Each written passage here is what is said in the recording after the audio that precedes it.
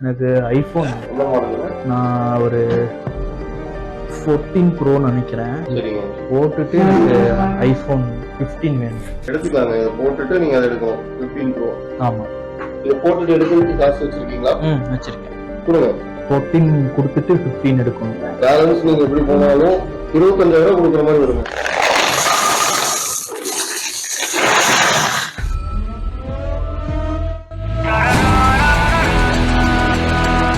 ₹1 கொடுத்தா எப்படி எழுதுறது?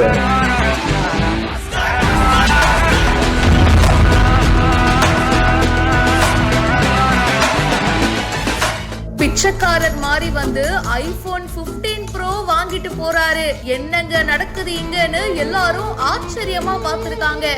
இந்த வீடியோ இப்ப சமூக வலைத்தளங்கள்ல வேகமா பரவிட்டு இருக்கு.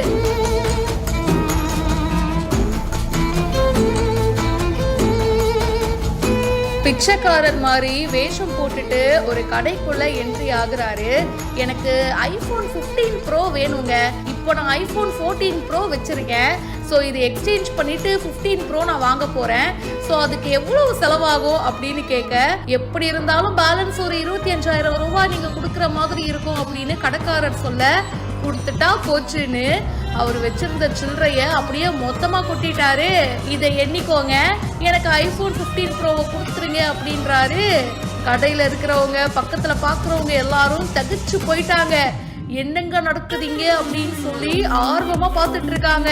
இது ஒரு ஸ்கிரிப்டட் வீடியோ தாங்க. வெளி தோற்றத்தை வச்சு ஒருத்தவங்களை வந்து நம்ம ஜட்ஜ் பண்ணக்கூடாது, அவங்களை எடை போடக்கூடாது அப்படின்றதுக்காக எடுக்கப்பட்ட ஒரு வீடியோ தான். அவரும் வந்து சில்லறையை கொட்டினதோ இதை எப்போ நான் எண்ணி முடிக்கிறது அப்படின்ற மாதிரி ஒரு ரியாக்ஷனை கொடுக்குறாரு.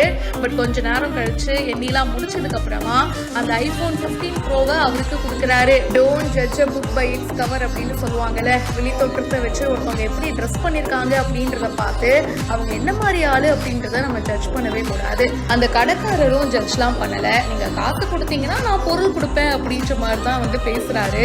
இந்த வீடியோ இப்ப சோஷியல் மீடியால வைரலா போயிட்டு இருக்கு. வின்கா யூடியூபர் அப்படின்றவர் தான் இந்த வீடியோவை போஸ்ட் பண்ணிருக்காரு. இதை பத்தி உங்களுடைய கருத்து என்ன? கமெண்ட் பாக்ஸ்ல மறக்காம சொல்லுங்க.